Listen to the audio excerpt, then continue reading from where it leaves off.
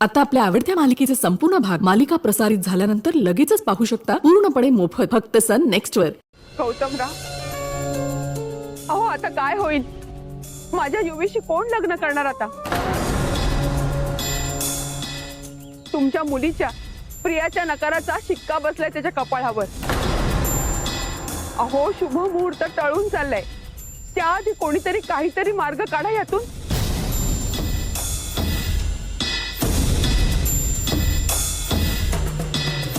मार्ग आहे लक्ष्मीताई, तुम्ही रडू नका।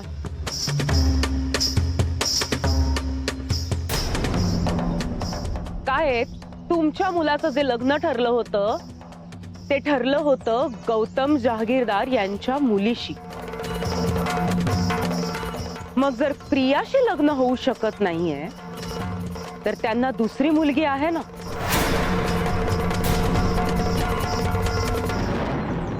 अर्पिता।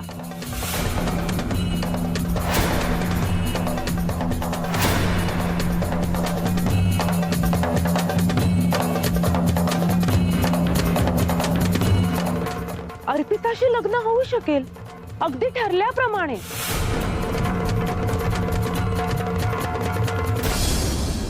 अर्थात तुम्हाला मान्य आहे का पण हे? हो का नाही?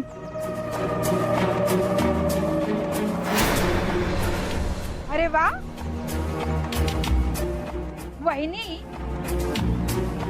माझ्या मुलीशी तुला लग्न मान्य नाही आणि ह्या अर्पिताशी, यांच्या दुसऱ्या मुलीशी तुला लग्न मान्य आहे।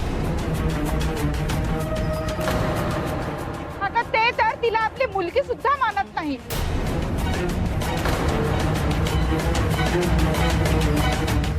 दादा, मला हे लग्न मान्य नाही। तुमचा काय संबंध वंच? हे बघा, युवी माझा मुलगा आहे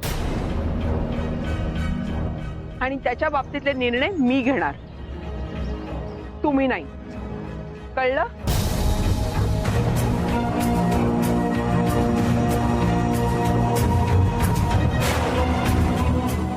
अर्पिता मला माझी सून म्हणून पसंत आहे।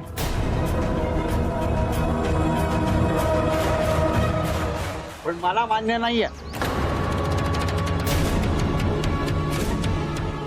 गौतमराव, तुम्ही या लग्नाला अजिबात परवानगी देऊ नका। मेलो तरी परवानगी देणार नाहीये मी। आपल्या मुलीने अमूर्खपणा केला, फसवणूक केली, म्हणून मी युवराजचं आयुष्य असं कोणाला लावणार नाही। एका मुलीने फसवलंय तुम्हाला,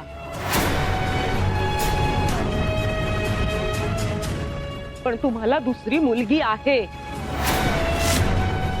तुम्ही स्वतः तिला तुमची मुलगी मानत नाही।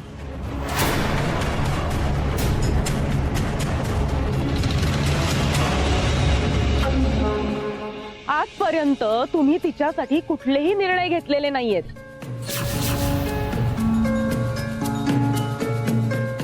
त्यामुळे आत्ताही भाऊजी तुम्हाला कुठलाही निर्णय घेण्याचा अधिकार नाहीये। तिचं जर काही चांगलं होत असेल तर नका मध्ये पडू।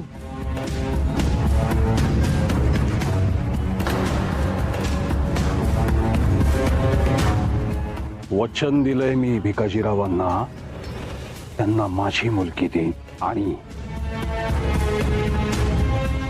तू म्हणतीस ती माझी मुलगी नाहीये।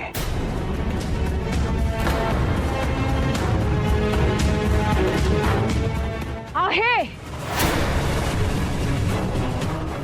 सत्य परिस्थिती ही आहे की ती तुमची आणि शुभिताईची मुलगी।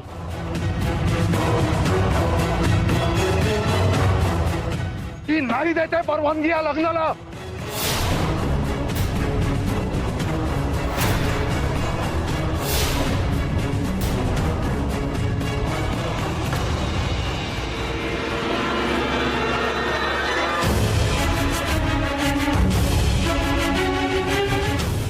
मंजिरी, पाहिलंस? पुन्हा एकदा पाहिलंस? काय म्हटलं होतं मी? इतक्या वेळा सांगितलंय, आता पुन्हा एकदा काय म्हटलं होतं मी? ही अवदसा मला या समारंभाच्या इथे वगैरे नको यायला, नका येऊ देऊ हिला, पण नाही.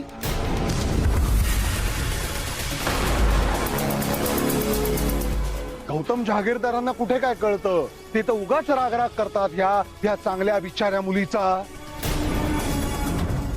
काय झालंय दिसतंय ना? पुन्हा एकदा हिच्यामुळे प्रॉब्लेम निर्माण झाला, अपशकुन झाला की नाही? उगाच नाही बोलत मी. अरे ज्या मुलीनी जन्माला येता क्षणी स्वतःच्या आईचा जीव घेतला, ती पुढे जाऊन एक ना एक दिवस युवराजचाही जीव घेईल. अहो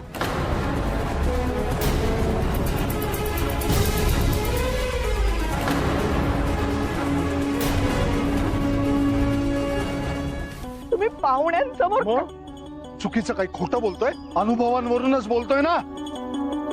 आहेच ही अपशकुनी.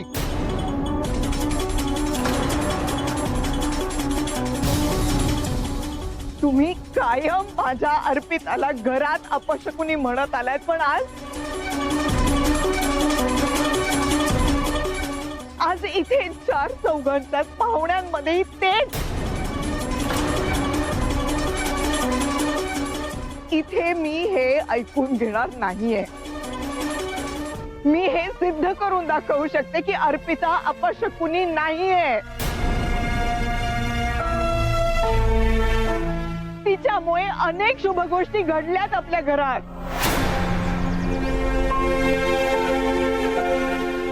बरोबर बोलताय तुम्ही मंजिरीताई. हो, मी सुद्धा अनुभव घेतलाय याचा. लांब कशाला जायला हवं? आजच बघा ना. अहो, तुमच्या मुलीमुळे, तुमच्या प्रियामुळे आमचा अपमान होतोय, पण त्यावर शकुनाची फुंकर अर्पिताच घालणार आहे. माझी खात्री आहे, अर्पिता माझी सून म्हणून माझ्या घरात आल्यावर माझ्या घराची भरभराटच होईल.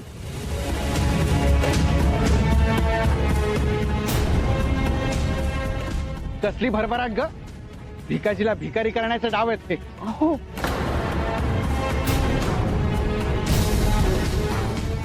गौतमराव, तुम्ही या बायकांचं ऐकू नका. अहो, आपण करते आहोत या घरचे.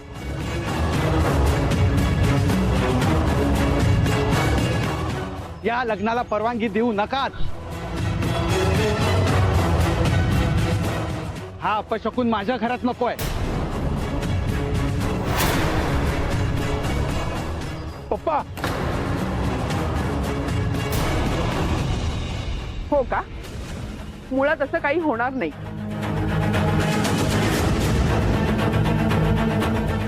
आणि जर असा अपशकुन झाला ना, तर ती सगळी जबाबदारी माझी राहील.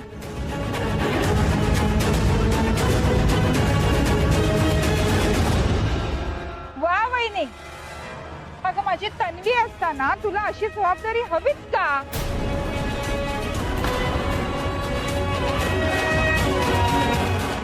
बस, आता हा वाद थांबवायलाच हवा.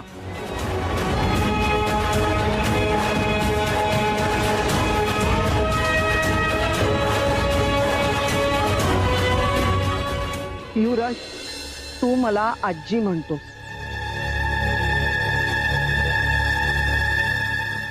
मग मला खरं सांग, तुझा या लग्नाला होकार आहे?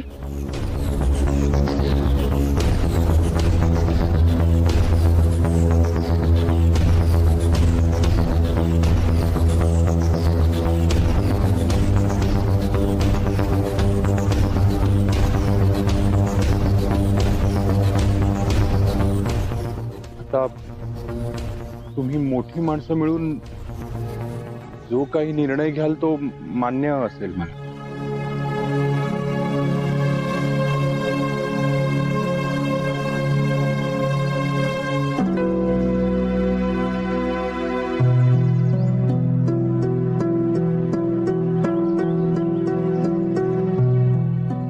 अर्पिता मला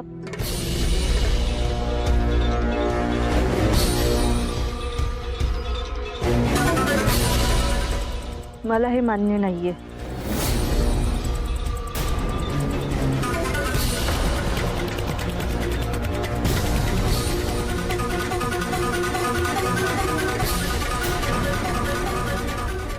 तुझा हट्ट सोडणारच नाहीयेस का?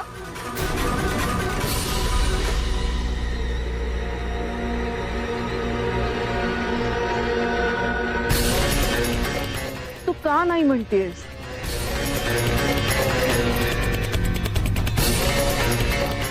युवराज तुला आवडत नाही का? तुला लग्न करायचं नाहीये का? बरेचदा वसुधाजवळ तू असं बोललीस. मला उत्तर हवंय अर्पिता.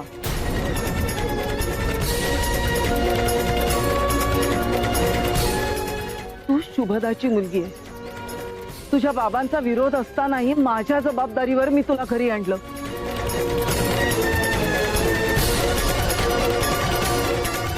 तुझ्यावर माझा एवढा हक्क तरी आहेच. आजी, बाबांची परवानगी नसेल तर मी नाही करणार लग्न.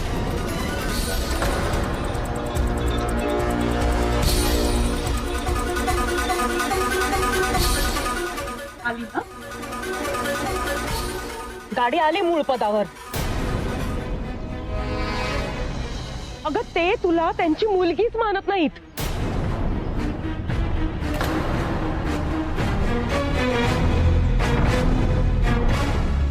नाही देणार ते परवानगी तुला.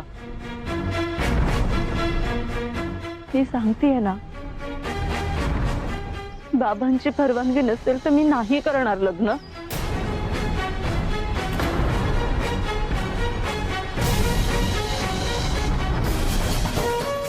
गौतम, तू हट्टी, तुझी मुलगी हट्टी. परवानगी दिलीस तर झिजणार आहेस का तू?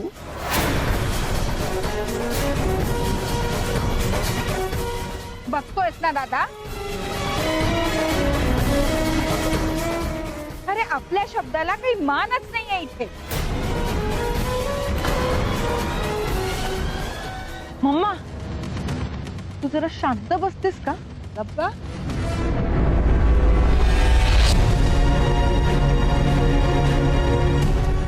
भाऊजी, ते आतापर्यंत ना तुम्ही कायम कायम त्या मुलीचा तिरस्कार करत आलाय.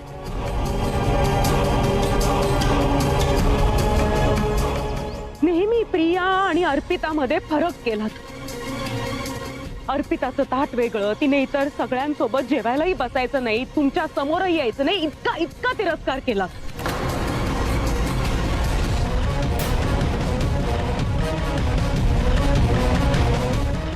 भाऊजी, खरंच आतून तुम्ही तिचा तिरस्कार करता का हो? सांगा ना. कधी आजपर्यंत कधीही तिला काही कमी पडू दिलेत तुम्ही? तिच्या शिक्षणामध्ये कधी आडकाठी आणलीत का? नाही. कारण तुम्हाला ना कुठेतरी ही जाणीव आहे की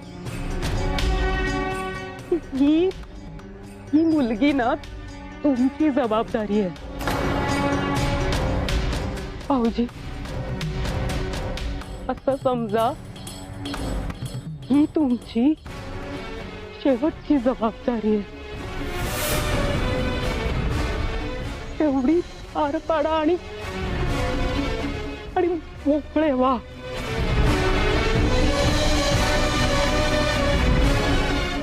एवढे सगळे सांगतात तर ऐका ना.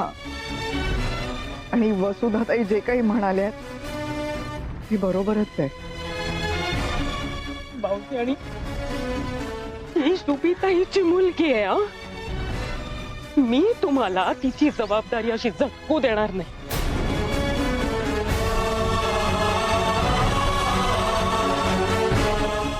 तू मला वचन दिलंयस, विसरू नकोस.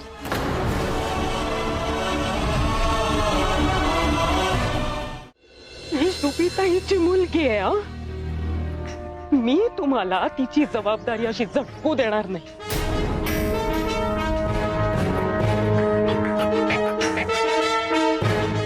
तू मला वचन दिलंयस, विसरू नकोस.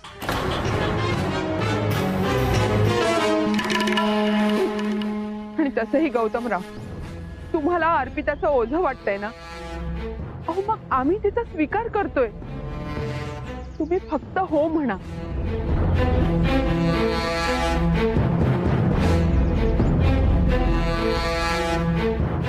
गौतम सर, तुमचा जो काही निर्णय असेल तो मला मान्य असेल. तुम्ही जर या लग्नाला परवानगी दिली नाही तर मी इथून निघून जाईन सर.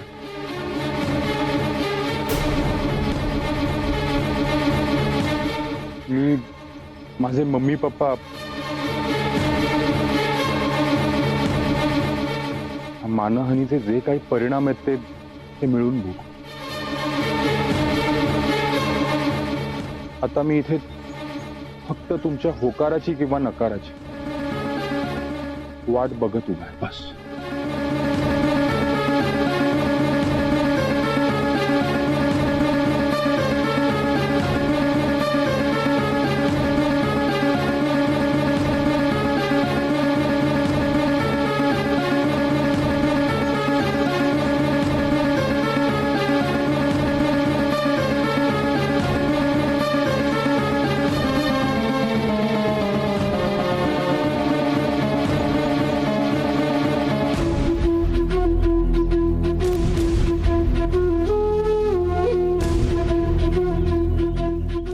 सॉरी युवराज, माझ्या मुलीमुळे तुझ्या कुटुंबाची खूप खूप मोठी फसवणूक झाली. आमच्यामुळे तुम्हाला ही मानहानी सहन करावी लागली. हे मी आयुष्यात विसरणार नाही. पण आता यातून सावरायचा, बाहेर पडायचा जर हे लग्न हा एकमेव मार्ग दिसत असेल सगळ्यांनाच,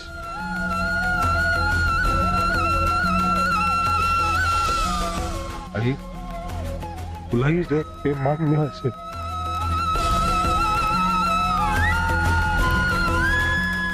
तर आहे माझी परवानगी.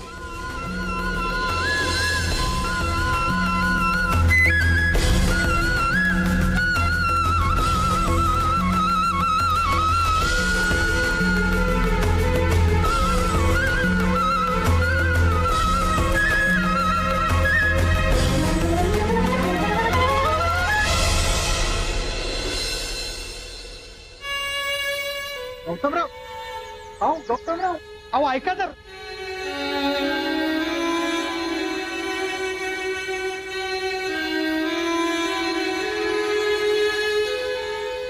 कुठे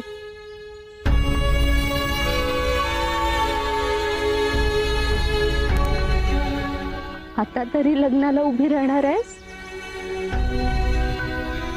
का पुन्हा कुठला हट्ट शोधून काढणार आहे?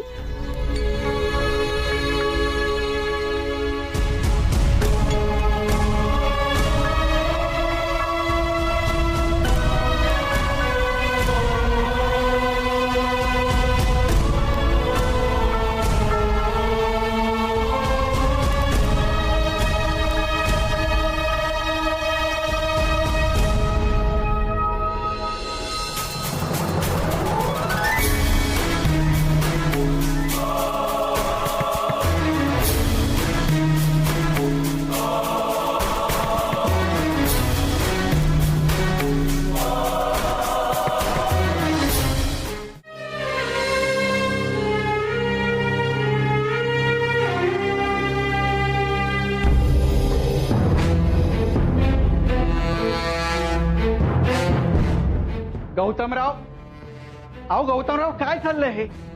तुम्ही तुम्ही लग्नाला परवानगी दिलीच कशी? अहो माझ्या युवीचं लग्न तुमच्या प्रियाशी ठरवलं होतं आपण, आणि आता तुम्ही कुणी नवरी म्हणून उभी करणार? आनंदाने नाही दिली आहे परवानगी. उणघशी पडलो ना तिथे. माझी अवस्था समजून घ्या भिकाजीराव. मलाही जाणवतंय फसवणूक झाली आमच्याकडून, युवराजची, तुम्हा सगळ्यांचीच. पण मग युवराज येऊन इतक्या समजूतदारपणे एवढं सगळं बोलला. आणि काय बघितलं ना, दिसलं ना खाली स्पष्ट, तुम्ही आणि मी सोडल्यास बाकी सगळ्यांची हीच इच्छा आहे. अगदी अगदी वहिनींची सुद्धा. अहो बिंडोके ती, तिला नाही अक्कल. नाही ते काय नाही, तुम्ही आधी खाली चला आणि ते लग्न थांबवा.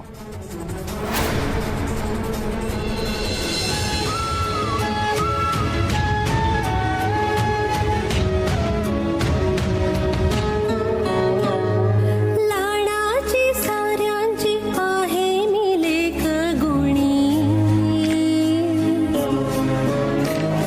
बाबाची माया पण पडून देता कुणी. जिथे जिथे त्याची पाऊले मी ठेवीन त्यावरी आर्जवे. अंधार होई तो रागवे मी पेरीन हट्टाचे काजवे. हुर हुर काळ जात या कुशीत घेना बाबा, विसरून चल येना बाबा.